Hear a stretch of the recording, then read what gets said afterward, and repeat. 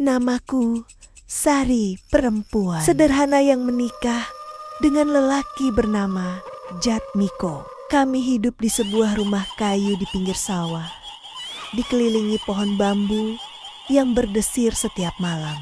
Awalnya, kehidupan rumah tangga kami biasa saja. Suamiku seorang petani yang tak punya banyak harta, tapi aku rela hidup sederhana bersamanya. Namun, sejak beberapa bulan terakhir, aku mulai merasakan ada yang aneh pada sikap Jatmiko.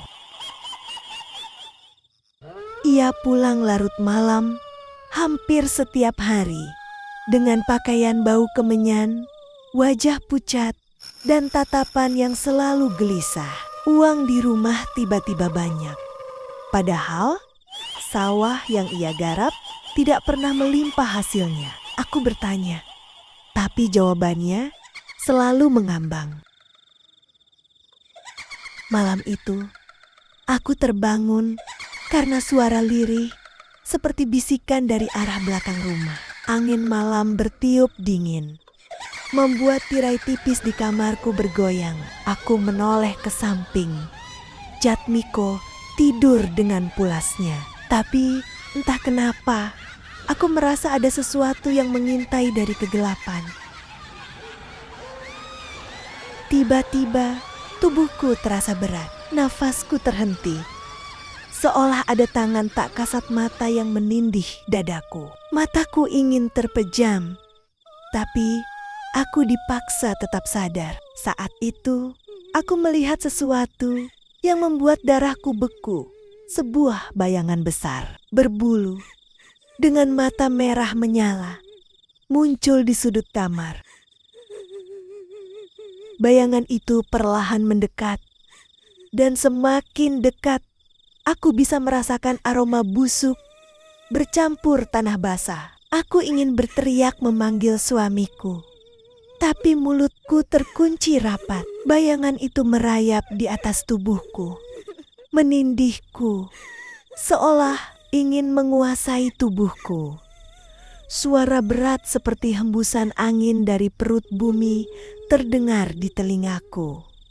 Kau milikku setiap malam sebagai tebusan pesugihan suamimu.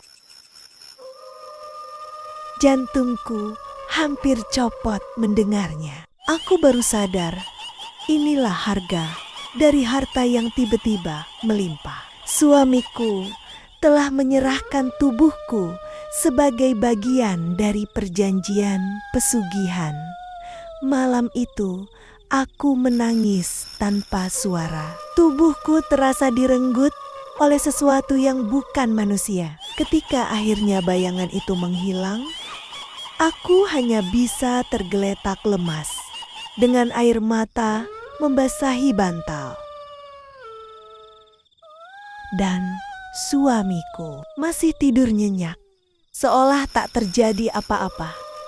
Aku mulai sadar, ini baru awal dari penderitaan yang akan kualami setiap malam.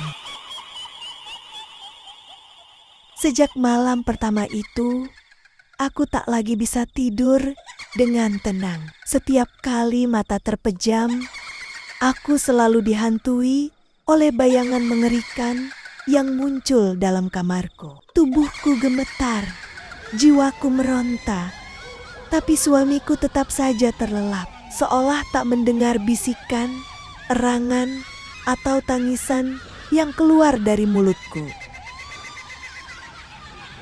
Hari-hari terasa semakin aneh. Jatmiko mendadak menjadi lelaki yang kaya raya. Orang-orang desa heran karena ia bisa membeli sapi, perhiasan, bahkan memperbaiki rumah kayu kami dengan cepat. Namun, yang membuatku semakin curiga, ia tidak pernah mau bercerita dari mana asal semua kekayaannya.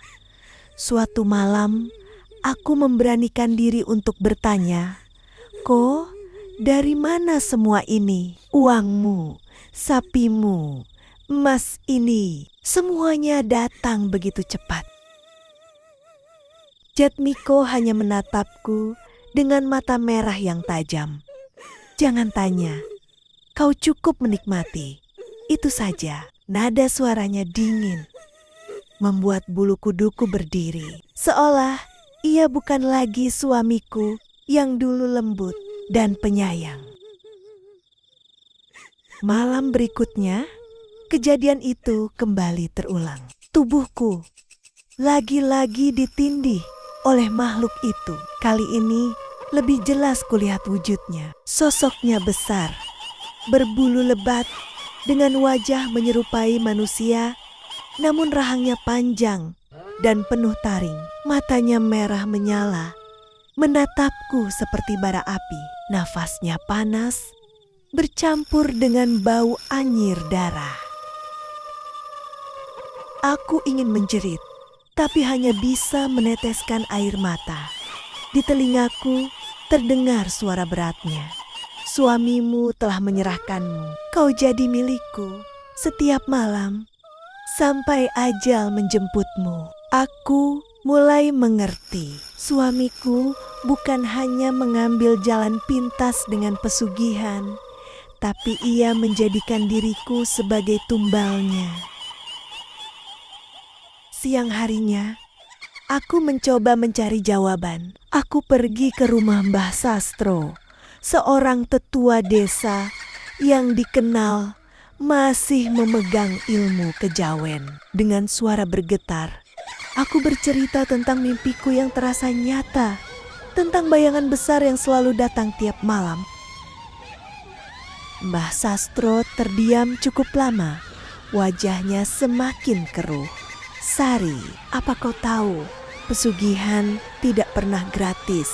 Kalau bukan nyawanya, ya keluarganya yang jadi tumbal. Aku curiga suamimu menyerahkanmu pada makhluk itu sebagai ganti dirinya. Tubuhku langsung lemas mendengarnya. Lalu, apa aku bisa bebas, Mbah? Tanyaku dengan air mata mengalir. Mbah Sastro menarik napas panjang. Bisa, tapi tidak mudah. Kau harus kuat dan kau harus berani melihat kebenaran yang sebenarnya. Aku pulang dengan hati semakin kacau. Saat masuk rumah, Jatmiko menatapku tajam, seakan tahu kemana aku pergi. Jangan pernah coba-coba melawan, katanya dingin. Kalau kau berani, kau akan menyesal seumur hidup. Malam itu, aku tak bisa tidur karena aku tahu begitu gelap menyelimuti, makhluk itu akan kembali menuntut tubuhku. Malam itu angin berhembus kencang, bambu-bambu di belakang rumah berderak seperti jeritan. Aku duduk di pojok ranjang, memeluk lutut, mencoba menahan gemetar.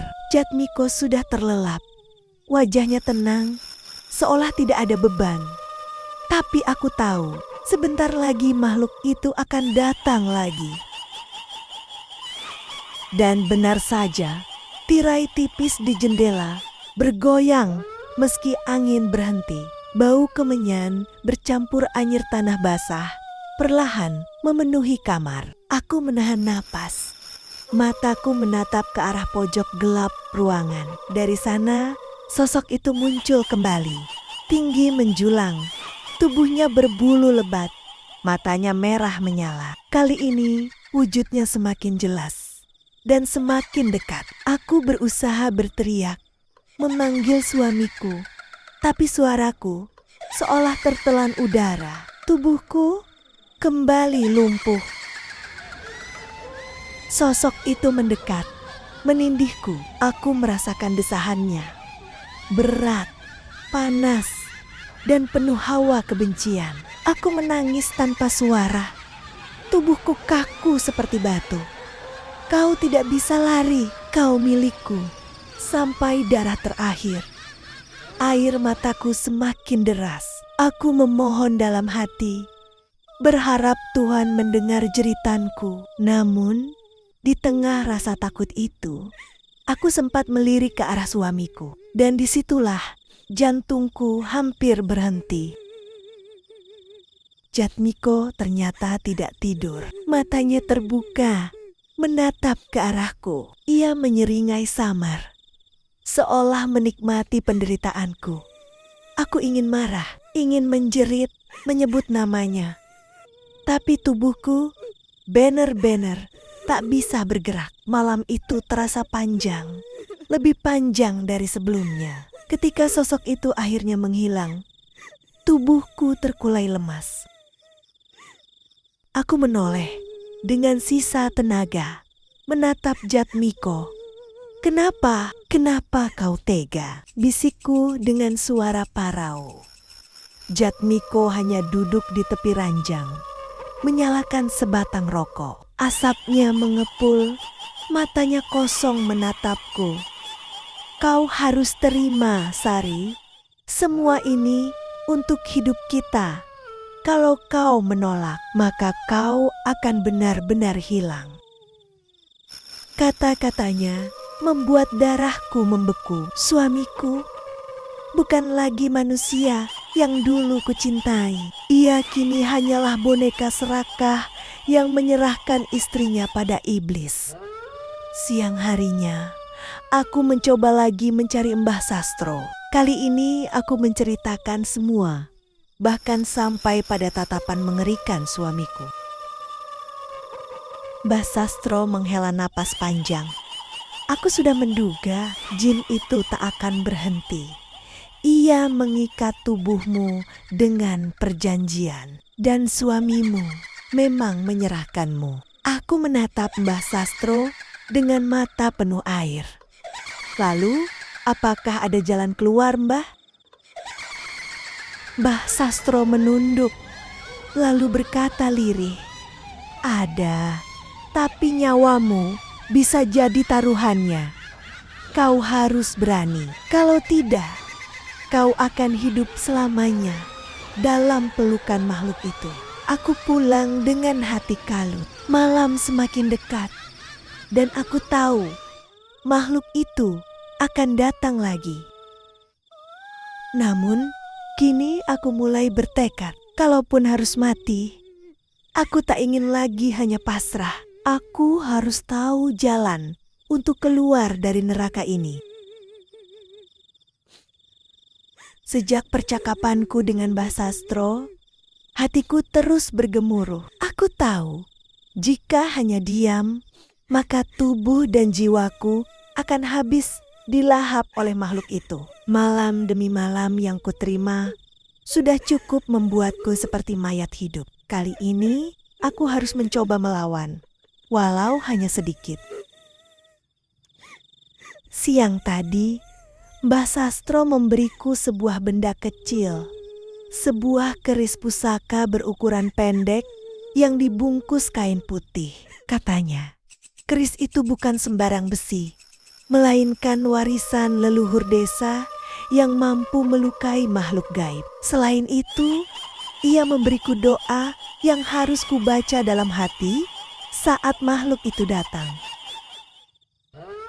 "Jangan takut, Sari," pesan Mbah Sastro dengan suara berat. "Jin itu haus akan ketakutanmu. Kalau kau berani melawan, ia akan merasa terancam. Tapi ingat, jangan sekali-kali kau lepaskan keris ini dari dekat tubuhmu." Malam pun datang. Angin berdesir lewat celah dinding bambu. Aku duduk di ranjang, menggenggam keris di balik selimut. Jatmiko sudah berbaring membelakangiku. Rokok terakhirnya masih mengepul di asbak tanah liat. Tak lama, bau busuk kembali menusuk hidungku. Tirai di jendela bergerak pelan. Meski udara terasa mati, aku menahan napas. Dan di sanalah sosok itu muncul lagi. Lebih besar dari sebelumnya, tubuhnya hampir memenuhi ruangan. Bulu hitam lebat menutupi badannya. Wajahnya makin jelas, rahang panjang dengan taring basah darah, dan matanya menyalakan bara merah yang membuat bulu kuduku berdiri. Tubuhku langsung terasa berat, tapi kali ini aku mencoba membaca doa dalam hati. Jemariku meremas keris di balik kain putih. Makhluk itu mendekat. Suaranya bergemuruh. Kau tidak bisa lari, kau milikku selamanya. Saat tubuhnya menindihku, aku beranikan diri menarik keris dari balik selimut. Dengan sisa tenaga, aku tusukkan keris itu ke arah bayangan hitam yang menindihku. Terdengar suara menggelegar seperti petir. Sosok itu melolong, tubuhnya bergetar, lalu mundur seolah terbakar. Bau menyengat semakin kuat, membuat mataku perih. Aku jatuh terengah-engah. Tubuhku basah oleh keringat. Untuk pertama kalinya, aku melihat makhluk itu mundur, walau hanya sebentar. Tapi saat aku menoleh, Jatmiko justru menatapku dengan tatapan penuh amarah. "Apa yang kau lakukan?" bentaknya. Aku terkejut. Aku tak bisa lagi kok. Aku disiksa setiap malam. Wajah Jatmiko memerah. Ia menghantam meja di samping ranjang hingga pecah. "Kau pikir kau bisa melawan perjanjian ini? Kau bodoh, Sari. Itu justru akan membuatnya semakin ganas." Aku menggenggam keris lebih erat. Air mataku menetes. Lebih baik aku mati daripada terus jadi budaknya. Suamiku terdiam, tapi senyum dingin muncul di bibirnya. "Kalau begitu, kau benar-benar akan mati, Sari. Karena jin itu tak akan melepaskanmu lagi." Malam itu aku menangis sejadi-jadinya. Aku tahu perlawanan ini baru permulaan. Dan besok malam, makhluk itu pasti akan datang dengan amarah yang lebih besar. Sejak malam perlawanan itu, rumahku tidak pernah lagi sama. Siang hari terasa suram, angin panas selalu berhembus dari arah sawah, dan burung gagak kerap berputar di atap rumah. Tetangga mulai berbisik-bisik. Katanya, rumahku memancarkan hawa aneh. Malam pun datang lagi, dan kali ini aku benar-benar ketakutan. Aku tetap menggenggam keris kecil pemberian Mbah Sastro. Meski tanganku bergetar, Jatmiko hanya duduk di kursi, merokok sambil menatap kosong ke arah pintu. Seakan ia tahu, sebentar lagi sesuatu akan datang. Benar saja, angin tiba-tiba berhenti. Semua suara malam lenyap. Lalu, dinding bambu rumah berderak keras, seperti ada yang menghantamnya dari luar. Lantai gemetar, genting rumah bergetar, dan bau kemenyan bercampur amis darah kembali memenuhi udara. Tiba-tiba, pintu kamar terbanting terbuka dengan sendirinya. Dari kegelapan, makhluk itu masuk. Sosoknya kini lebih besar, hampir memenuhi ruangan. Matanya menyala lebih terang. Wajahnya dipenuhi luka menganga, dan suaranya bergemuruh seperti ribuan orang merintih. Aku berteriak dalam hati. Tubuhku lumpuh. "Berani-beraninya kau melawan aku." Suara itu membuat jantungku hampir pecah. Tubuhku langsung ditarik ke atas ranjang, seperti ada tangan raksasa yang menindih. Nafasku tercekat, darah terasa berhenti mengalir. Aku mencoba meraih keris, tapi tangan tak bisa bergerak. Tubuhku kaku, hanya air mata yang bisa keluar. Aku merasakan panas luar biasa, seperti terbakar dari dalam. Sosok itu mendekatkan wajahnya ke wajahku. Matanya yang merah membara menatap dalam. Lalu ia berbisik dengan suara berat, "Aku akan menghisap hidupmu, sedikit demi sedikit, sampai tak tersisa." Aku hampir menyerah, sampai tiba-tiba keris di samping tubuhku bergetar sendiri. Seolah ada tenaga yang mendorongku untuk meraihnya. Dengan sisa tenaga, aku menggenggamnya, lalu membaca doa yang diajarkan Mbah Sastro. Begitu keris itu kuangkat, cahaya samar keluar dari bilahnya. Makhluk itu mengaum keras. Rumah bergetar seperti diguncang gempa. Dinding bambu retak, genting rumah berjatuhan, dan suara lolongan anjing dari luar menggema. Makhluk itu mundur beberapa langkah, tapi tak hilang. Ia menatapku dengan amarah yang membara. Kau tidak akan selamat, perempuan. Esok aku akan datang dengan kekuatan yang lebih besar. Dengan teriakan itu, sosoknya lenyap seperti asap hitam yang tersedot ke tanah. Aku terkulai lemas, tubuhku basah kuyup oleh keringat, nafasku terengah-engah. Keris masih ku genggam erat. Aku menoleh ke arah Jatmiko. Bukannya khawatir, ia justru menatapku dengan tatapan dingin. Kau membuatnya marah, Sari. Kau tak akan bisa kabur. Percuma melawan, cepat atau lambat, kau akan habis juga. Aku hanya menangis. Dalam hati aku tahu, malam berikutnya akan lebih mengerikan. Dan jika aku tidak segera mencari cara, mungkin aku benar-benar akan mati dalam cengkraman jin pesugihan itu.